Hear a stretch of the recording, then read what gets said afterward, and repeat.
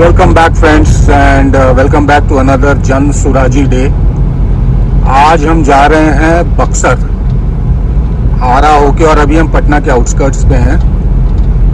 तो फिर से बक्सर में वही जन सुराज का कैंप जहां 70-80 लोग जो प्रचार प्रसार और जन संपर्क में लगे हुए हैं उनके साथ जुड़ूंगा, उनके साथ ही कुछ दिन गुजारेंगे और जनसंपर्क की कोशिश करेंगे। और आज हम लेंगे इंटरनल रोड्स, हालांकि नेशनल हाईवे बहुत अच्छी कंडीशन में है और जो जाती है, बट हम इंटरनल रोड्स लेंगे।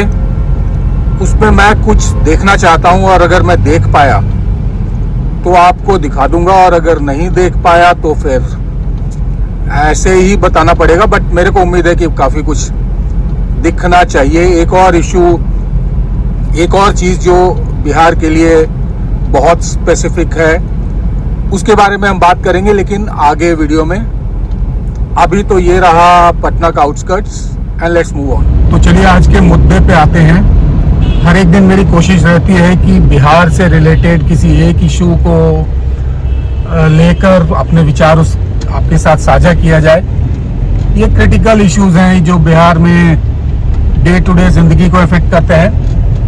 तो आज का इशू भी ऐसा ही एक बहुत ही बड़ा इशू है और बिहार की सबसे बड़ी इंडस्ट्री है, क्योंकि बाकी कोई इंडस्ट्री वगैरह कोई खास तो बिहार में है नहीं। तो ये बिहार की सबसे बड़ी इंडस्ट्री है, बट दुर्भाग्य से ये ब्लैक इकोनॉमी में है। तो आज हम बात करेंगे सैंड माफिया की, जिसको कि आमतौर पे बालू माफिया के नाम से भी जाना जाता है। और ये तकरीबन एक असेसमेंट है कि ये तकरीबन 10,000 करोड़ की एक ब्लैक इकोनॉमी है जो बिहार में धड़ल्ले से चल रही है। माफिया का नाम सुन के आपको लगता होगा कोई बड़ा सा हॉल है, कोई डॉन है जिसके पास वेपन लेके लोग खड़े हैं। वो सब तो है ही, लेकिन ये एक ऐसे बंदों, ऐसे लोगों का गठजोड़ है जिसमें जो लोकल डॉन्स तो हैं ही, प्रशासन के लोग हैं, पुलिस के लोग हैं और पॉलिटिशियंस हैं। और पॉलिटिशियंस भी वो जो अभी के टाइम में ये पुराने हारे हुए हाशिए पर वाले पॉलिटिशियन नहीं है। ये वो पॉलिटिशियन है जो सत्ता में है। और ये सारा कुछ मैं ओपन सोर्सेस से बता रहा हूँ, ये कुछ भी मनगढ़ंत बात नहीं है। और ये सारे मिलके एक बहुत बड़ी ब्लैक इंडस्ट्री चला रहे हैं जो सारे कानूनों के होने के बावजूद धड़ल्ले से चल रही है, क्योंकि कानून बनाने वाले और उसको इन्फोर्स करने वाले खुद इसका हिस्सा है। और 10,000 करोड़ रुपया बिहार जैसे एक गरीब राज्य के लिए कम नहीं होता है। और 10,000 करोड़ रुपया अगर एक ब्लैक इकोनॉमी में चल जाए जिससे काले धंधे ही होते रहेंगे, तो वो 10,000 करोड़ रुपया वही होता है, बहुत ज़्यादा होता है। हम जानबूझ के आज इंटरनल रोड से जाने की कोशिश कर रहे हैं, क्योंकि अगर मिल गया तो हम आपको दिखाने की कोशिश करेंगे कि ये माफिया कैसे ऑपरेट करता है।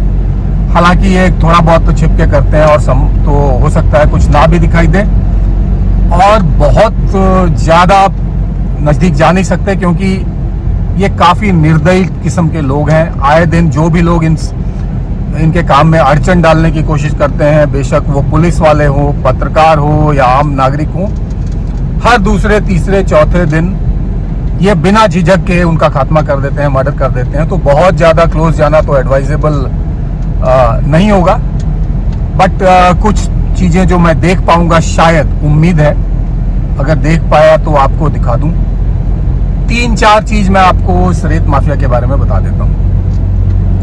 सबसे पहले तो मेरे दिमाग में ये सवाल आता था कि इतना बड़ा रेगिस्तान है यार, सारी रेत ही रेत है, तो रेगिस्तान की रेत क्यों नहीं यूज़ की जाती उन चीज़ों में जहाँ पे नदियों का रेत यूज़ किया जाता है। ये सारा का सारा जो रेत है ये कंस्ट्रक्शन के काम में यूज़ होता है। एक नॉर्मल साइज का कंक्रीट घर बनाने में तकरीबन 200 टन रेत की ज़रूरत पड़ती है और 1 किलोमीटर सड़क बनाने में तकरीबन 30,000 टन रेत इस्तेमाल होता है। और जो रेगिस्तान की रेत है या समंदर के किनारे की रेत है वो इतनी बारीक और इतनी स्मूथ, इतनी चिकनी होती है कि वो सीमेंट के साथ जुड़ती नहीं है। तो इसीलिए वो जो सबसे बड़ा रेत का भंडार है रेगिस्तान, जो रेत के नाम पे ही बना है, उसका रेत जो है वो कंस्ट्रक्शन में यूज नहीं होता है। तो रह गया नदी का रेत। अब नदी का जो रेत है उस रेत को निकालना भी जरूरी है, क्योंकि अगर नदी की रेत को निकाला नहीं गया तो नदी का जो तला है वो ऊपर उठता जाएगा, पानी का लेवल ऊपर उठता जाएगा और नदियों में बाढ़ आता जाएगा। तो ये तो एक समस्या है, लेकिन अभी की समस्या ये नहीं है।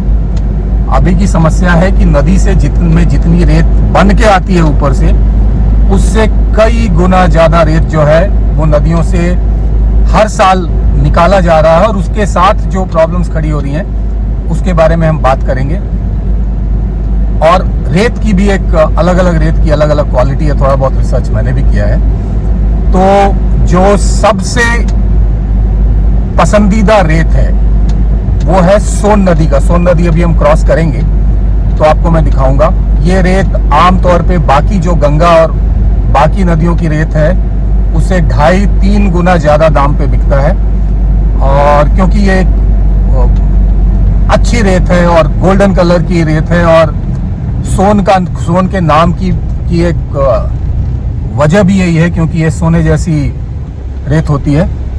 तो इसका धड़ल्ले से स्मगलिंग होता है और इसके पीछे एक बहुत बड़ा तंत्र, एक बहुत बड़ी माफिया है जिसके बारे में सरकार कुछ नहीं कर पा रही है। इनफैक्ट बहुत से लोग जो सरकार में हैं, प्रशासन में हैं, वो इसी में मिले हुए हैं और अपनी झोली भर रहे हैं। और नीचे के लेवल पे, क्योंकि बिहार में कोई इंडस्ट्री वगैरह कोई खास है नहीं, अनएम्प्लॉयमेंट बहुत ज़्यादा है, तो एक बहुत बड़ा नीचे लेवल का जो तबका है वो इनका वर्क फोर्स बन जाता है और सारे मिलके इस नेचुरल रिसोर्स की ऐसी की तैसी कर रहे हैं। इसके बारे में हम और बातें करेंगे, बट अभी तो इस जर्नी को कंटिन्यू रखते हैं। मॉनसून अपने खात्मे पर है और बिल्कुल ग्रीन हुआ पड़ा है पूरा इलाका।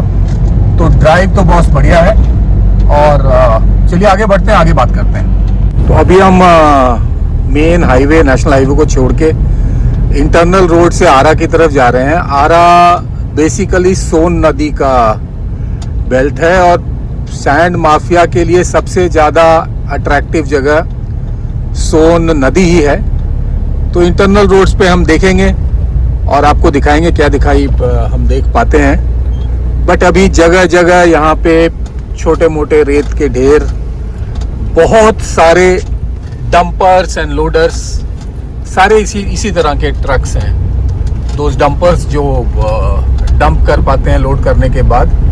और इधर कोई ऐसा कोई फैक्ट्री या कोई कंस्ट्रक्शन एक्टिविटी तो हो नहीं रही है। तो ये मानना बहुत आसान है कि ये सारे के सारे जो हैं ये उसी सैंड स्मगलिंग में यूज हो रहे हैं। दिखेंगे शायद, वैसे आज विश्वकर्मा पूजा है तो आधे से ज़्यादा ये खड़े हैं, इनकी साफ सफाई हो रही है।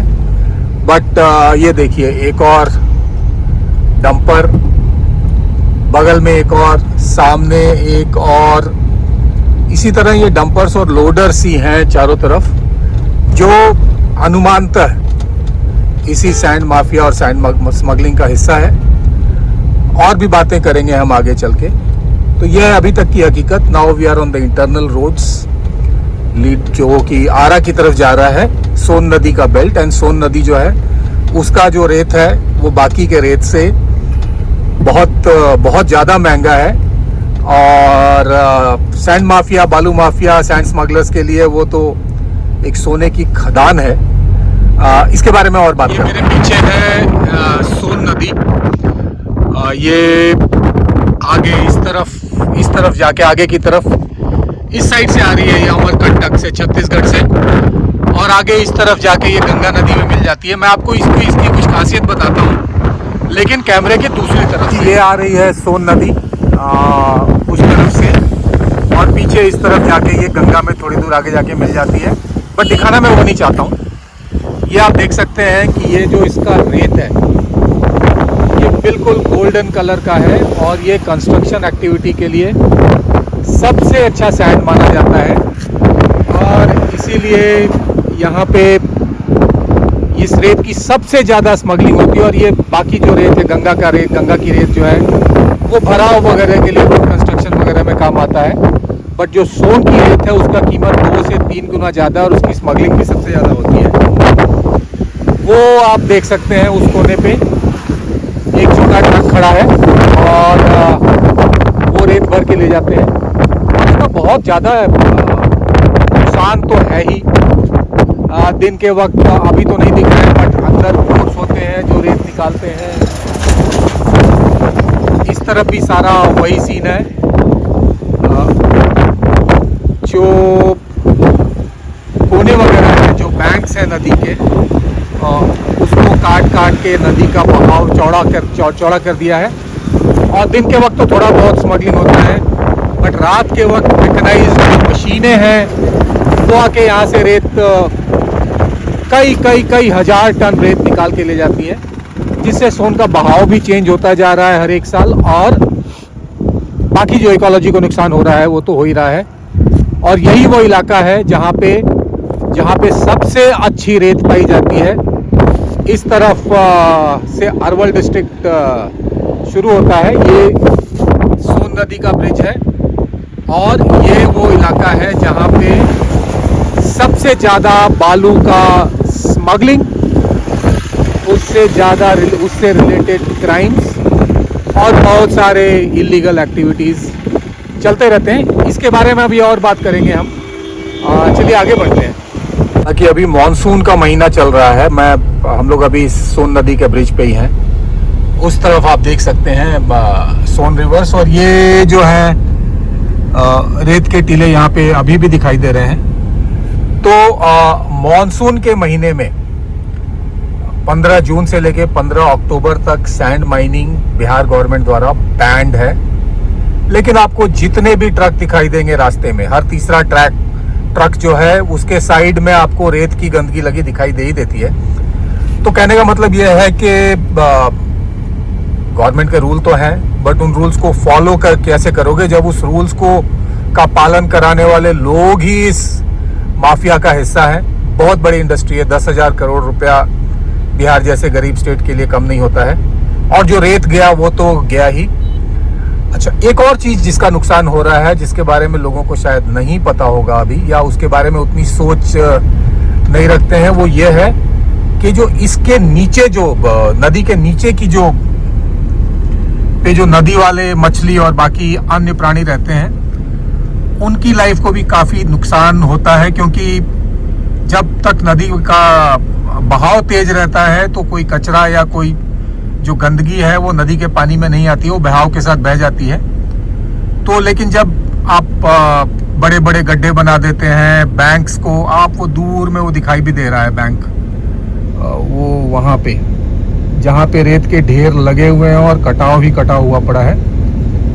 तो सूरज की रोशनी नीचे जानी बंद हो जाती है और नीचे जो तले के आसपास जो जीव जंतु रहते हैं उनका बहुत बड़ा नुकसान हो रहा है। इन नदियों में पहले डॉल्फिन भी दिखा करता था, बट एक जमाने से यहाँ डॉल्फिन वगैरह दिखना बंद हो गया। लोग ये भी बात कर रहे हैं कि वो एक्सटिंक्ट हो गया है। तो ये रहा सोन नदी का ब्रिज। अभी मॉनसून के महीने में 15 अक्टूबर तक, आज तो 17 सितंबर ही है, 15 अक्टूबर तक रेत की माइनिंग गवर्नमेंट के हिसाब से ही बैन है, बट रेत के ट्रक्स चले ही जा रहे हैं और कारण मैं आपको बता चुका हूं। तो ये रहा बिहार का सबसे बड़ा इंडस्ट्री अभी, बालू माफिया या सैंड माफिया, जिसमें हर एक आदमी जिसके पास थोड़ी बहुत भी ताकत है और पैसा है, वो जी जान से इसके ऊपर लगा हुआ है। और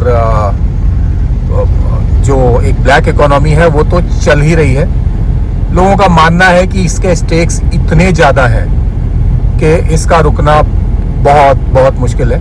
मेरा अपना मानना है कि अगर प्रशासन टाइट हो, सख्त हो, तो फिर कोई गुंडा एलिमेंट या कोई भी माफिया पंख नहीं हिला सकता। स्मगलिंग करने की बात तो और है, लेकिन अगर प्रशासन ही उसके साथ मिला हुआ है तो कोई क्या ही कर लेगा।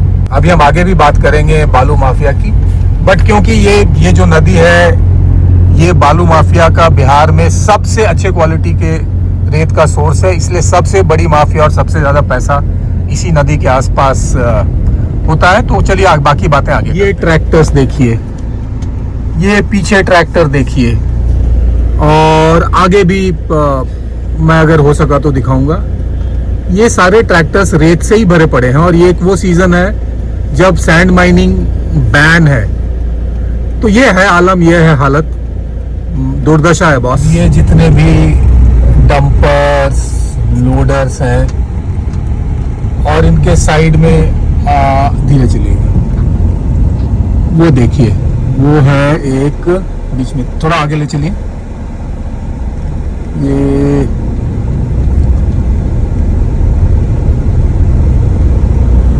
बस आप यहाँ पे रोक दीजिए। सो आगे जो है ये एक टिपिकल स्मगलिंग साइट है, और अभी भी रेत का काम हो ही रहा है, जेसीबी वगैरह खड़ी है। तो ऑफिशियल तो हो नहीं सकता, क्योंकि अभी 15 अक्टूबर तक ये सैंड माइनिंग बैंड है। तो ये जो सैंड का ढेर आप देख रहे हैं, थोड़ा सा और जूम करके दिखाता हूँ, तो इसी तरह के कच्चे कच्चे ट्रैक्स हैं जो रिवर बैंक की तरफ जाते हैं। ये सैंड निकाला जाता है, बीच में नाव भी होती है जो नदी के बीच से सैंड निकालती है, और उसके बाद ये सैंड लोड होके स्मगलिंग होता रहता है। जहाँ पे ऑफिशियल कॉन्ट्रैक्ट्स भी हैं वह, तो ये रहा वो माइनिंग साइट। और जैसा मैंने बताया था कि इन लोगों के बीच में नहीं जाना चाहिए, तो अभी मैं रिकॉर्ड कर ही रहा था, एक आदमी आके पूछने लग गया कि मैं क्या कर रहा हूँ। So this is ground reality. वो रहा पीछे सोन नदी, ये जो ट्रैक्स हैं ये जाते रहते हैं अंदर, और स्मगलिंग जग का काम जो चल रहा है। बट इशू आप लोगों को ये दिखा के ये नहीं बताना कि सैंड स्मगलिंग चल रही है, वो तो खैर चल ही रही है, और वो बाकी स्टेट्स में भी चलती है। बिहार में थोड़ी ज़्यादा चलती है, क्योंकि इसमें प्रशासन का एक ढीलापन है। और ये देखिए, इस ट्रक का भी साइड पूरा रेत से लगा हुआ है। तो एनीवेज, तो प्रशासन का एक ढीलापन है, और लोगों का एक अनएम्प्लॉयमेंट है, जो कि एक cheap labour force sand mining में मिल जाता है। ये जब यहाँ पे इंडस्ट्रीज बढ़ेंगी, जब लोगों की नौकरियाँ बढ़ेंगी, तो शायद लोग इसमें कम से कम, थोड़े लोग कम हो जाएंगे। बट जब तक लोगों के पास कोई रोजगार नहीं है, जब तक खेती चल ही रही है, खेती के नाम पे कुछ है नहीं, तो ये एक सबसे बड़ी इंडस्ट्री है जो बिहार में चल रही है। 3 ही मेजर इंडस्ट्री है, बालू माफिया, आपका शराब माफिया, और भूमि माफिया। इन तीनों में जो लोग हैं वो कॉमन ही है, वो सारा काम करते हैं। और ये एक समस्या है जो बिहार की अभी की है। जब इंडस्ट्रीज आएंगी, होपफुली जब हमारी व्यवस्था, जनसुराज की व्यवस्था, प्रशांत किशोर के नेतृत्व में जब जनसुराज की व्यवस्था बनेगी, तो इन चीज़ों को हैंडल करने का एक सफल प्रयास किया जाएगा।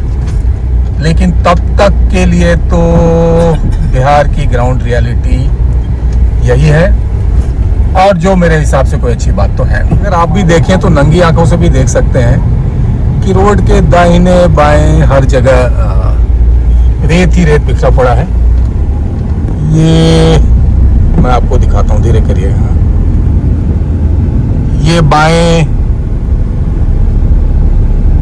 फिर से वही काम, ये ऑफिशियल भी हो सकता है, लेकिन इस सीजन में तो होना ही नहीं चाहिए था, क्योंकि इस सीजन में जो है सैंड माइनिंग बंद है। रेत के ढेर लगे हुए हैं, ट्रक लगे हुए हैं, काफी कुछ ऑफिशियल भी होगा। वो एक बहुत बड़ा पहाड़ सा बना हुआ है। मैं ये नहीं कहता कि ये ऑफिशियल नहीं है, बट ये तो सीजन ही नहीं है ना।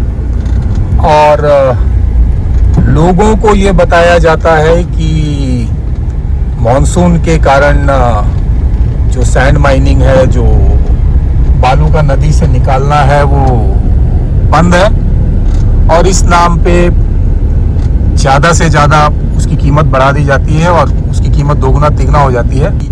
चलो मान लिया थोड़ी देर के लिए कि ये ऑफिशियल भी है, बट इतना सारा sand and this golden coloured sand, beautiful, इतना सारा सैंड आप निकाल के नदी से निकाल रहे हैं बिना इकोलॉजी का केयर किए, तो ऐसा कब तक चलेगा? और इसका खामियाजा ऑलरेडी लोग भुगत रहे हैं। ये नदियों में बाढ़, नदियों के कोर्स बदल रहे हैं, नदी को में अजीब सी तरह की सडन बाढ़ आने लग गई है। जो मछुआरे थे उनकी ज़िंदगी मुश्किल में पड़ रही है, क्राइम बढ़ रहा है, सो अलग। तो सैंड माइनिंग जो है वो एक रियल इशू है और इसको कभी ना कभी तो एड्रेस करना ही पड़ेगा। वर्तमान जो सरकार है वो बिल्कुल इसमें असफल सी दिख रही है और मेरा कोई भी इंफॉर्मेशन जो है वो मेरा मनगढ़ंत नहीं है। सारा का सारा इंफॉर्मेशन जो है वो ओपन सोर्सेस में पे अवेलेबल है। तो इस पे ये एक त्रासदी है, ये एक बिहार के लिए बहुत ही खराब बात है, बट ये चल तो रहा है। तो ये तो रही बालू माफिया के बारे में एक झलक। अपने आप में एक रिसर्च का इशू है, एक बहुत ही सीरियस प्रॉब्लम है। और जो सोन नदी अभी हमने क्रॉस किया है वो इकलौती नदी है जिसमें गोल्डन कलर का सैंड निकलता है, जो कंस्ट्रक्शन के लिए सबसे अच्छा माना जाता है। तो उसकी कीमत भी सबसे ज़्यादा है और उसकी स्मगलिंग भी सबसे ज़्यादा होती है। सबसे ज़्यादा जो इलीगल एक्सट्रैक्शन ऑफ सैंड है वो इसी नदी से होता है, क्योंकि बाकी नदियों के जो रेत है वो कंस्ट्रक्शन के लिए उतनी अच्छी मानी नहीं जाती है, इंक्लूडिंग गंगा की रेत जो ग्रे कलर की होती है, जिसका काम मोस्टली भराव करने के लिए या रोड कंस्ट्रक्शन इस वक्त इस चीज़ों में यूज़ होता है। और वो तकरीबन सोन की रेत से 1/3 कीमत में मिलता है। तो यहाँ पे स्मगलिंग सबसे ज़्यादा है और उसी जो रेत से रिलेटेड क्राइम है वो भी सबसे ज़्यादा है। रेत की कीमत बहुत ज़्यादा 2016 में और स्मगलिंग बहुत ज़्यादा 2016-17 में बढ़ा, क्योंकि जब नीतीश बाबू ने शराबबंदी की तो राजस्व का घाटा पूरा करने के लिए उन्होंने रेत की कॉन्ट्रैक्ट कीमत बहुत ज़्यादा बढ़ा दी। अब उतने ज़्यादा कॉन्ट्रैक्ट कीमत को उतनी ज़्यादा कीमत पे करके एक ऑफिशियल कॉन्ट्रैक्ट लेने से तो अच्छा है कि आप स्मगलिंग कर लो। तो वो और भी बढ़ गया और कुछ उसको काबू करने की कोई कोशिश की नहीं गई। जो जीव जंतु हैं, जो जीव नदियों में रहते हैं, उनको अलग सी प्रॉब्लम हो रही है। जो मछुआरे हैं वो बताते हैं कि जो मछलियां वगैरह वो काफ़ी कम हो गई है क्योंकि पानी गंदा हो गया है। आमतौर पे जो साइड्स हैं नदी के, जो किनारे हैं, वो इतने स्टीप हो गए हैं कि उसमें से बालू धंस के 40-50-100 लोग हर साल उसमें भी दब के मर जाते हैं। सो रेत निकालना तो जरूरी है, लेकिन उतना ही और तरीके से, ताकि उतनी ही रेत नदियां पीछे से लाके उसको रिप्लेनिश कर। हाँ जी, तो मैं ये बोल रहा था कि जो रेत है, नदी की रेत है, वो एक पानी के लिए एक स्पॉन्ज की तरह काम करता है। तो जब तक रेत सफिशिएंट मात्रा में है तब तक जो वाटर टेबल है वो भी मेंटेन रहता है। बट जब अगर आप उस रेत की मात्रा को बहुत कम कर देंगे तो जो पानी का लेवल है, जो वाटर टेबल है, वो भी नीचे चला जाता है। और आसपास के गांव में बहुत सारे ऐसे केसेस हैं जो उनके बोरिंग्स थे जिससे वो पानी निकाला करते थे, लेवल उससे नीचे चला गया और उनको फ्रेश बोर करना पड़ा। तो ये एक और बड़ी मुसीबत है जो इलीगल सैंड माइनिंग की वजह से बड़े पैमाने पे गांव वालों को भी झेलना पड़ रहा है। तो कुल मिला के अगर बात की जाए तो ये बिहार की सबसे बड़ी ब्लैक इंडस्ट्री है। एस्टिमेटेड 10,000 करोड़ का साइज है इसका। बड़े से लेके छोटे तक इसमें मिले हुए हैं और एक भारी मात्रा में बालू का खनन और उसका स्मगलिंग किया जा रहा है। नदियों का नुकसान हो रहा है, इकोलॉजी का नुकसान हो रहा है, लोगों की जानें जा रही हैं। बट ये इंडस्ट्री चलती जा रही है और ये एक समस्या है जो आज नहीं तो कल, और बेशक आज कर लें क्योंकि कल तक शायद देर ना हो जाए, तो ये एक समस्या है जिसका समाधान बहुत देर होने से पहले बिहार और बिहारियों को ढूंढना पड़ेगा। ढूंढेंगे हम, हमारी व्यवस्था, जन स्वराज की व्यवस्था आने दीजिए। तो इस वीडियो को यहाँ समाप्त करते हैं। जय हिंद, जय भारत।